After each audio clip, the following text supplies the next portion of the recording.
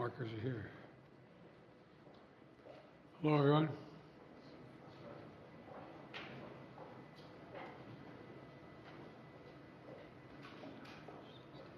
You got everybody? Well, good afternoon. And this is a very good afternoon. A very good afternoon. Today we're bringing home Paul, Evan, Alsu, Vladimir. 3 American citizens and 1 American green card holder. All 4 have been imprisoned unjustly in Russia. Paul for nearly 6 years. Vladimir since 2022. Evan since March of 2023.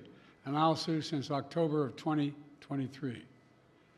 Russian authorities arrested them, convicted them in show trials, and sentenced them to long prison terms with absolutely no legitimate reason whatsoever, none. Paul, a former Marine, was in Russia for a wedding. Evan, a journalist with a Russian, in Russia, was in Russia, assigned by the Wall Street Journal. Alsu, also a journalist, was in Russia to see family. All 3 falsely accused of being spies. And Vladimir, who was a Russian citizen by birth and holds an American green card, is a Pulitzer Prize-winning journalist and was a pallbearer at my friend John McCain's funeral with me. He spoke out against Putin's regime, and for that he was convicted of treason. And now, their brutal ordeal is over, and they're free. Moments ago, the families and I were able to speak to them on the telephone from the Oval Office. They're out of Russia. Earlier today, they were flown to Turkey, and soon they'll be wheels up on their way home to see their families. This is an incredible relief for all the family members gathered here. It's a relief to the friends and colleagues all across the country who've been praying for this day for a long time.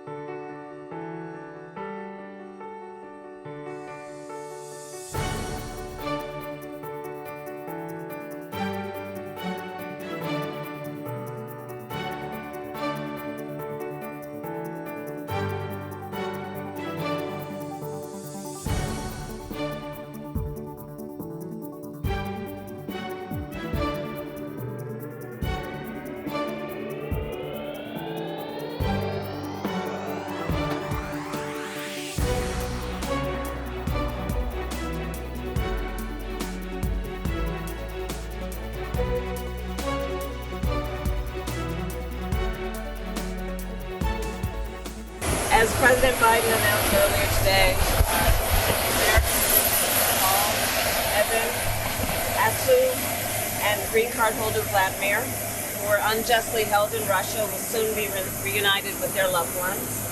They and their families have shown incredible courage in the face of atrocious and devastating circumstances. Russian authorities arrested, convicted them in sham trials, and sentenced them to long prison terms. This has been an appalling perversion of justice. Over many years, President Biden and I and our team have engaged in complex diplomatic negotiations to bring these wrongfully detained Americans home. We never stopped fighting for their release. And today, in spite of all of their suffering, it gives me great comfort to know that their horrible ordeal is finally over. This exchange also includes the release of Russian political prisoners, including those who worked with Alexei Navalny. Earlier today, I spoke with Alexei's widow, Yulia, to discuss the significance of their release. And as I told her, this being an additional time from previous conversations with her, the United States stands with all of those who are fighting for freedom in Russia. As we celebrate today's news, we must also keep front of mind that there are other Americans that are unjustly being held in places around the world.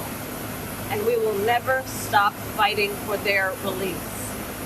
As Vice President, it has been my honor to work alongside our President, Joe Biden, to bring home more than 70 Americans in the last 3.5 years. And we will never waver in our commitment to bring home every American who has been wrongfully detained or held hostage. That is my solemn commitment to my fellow Americans, which I will always honor.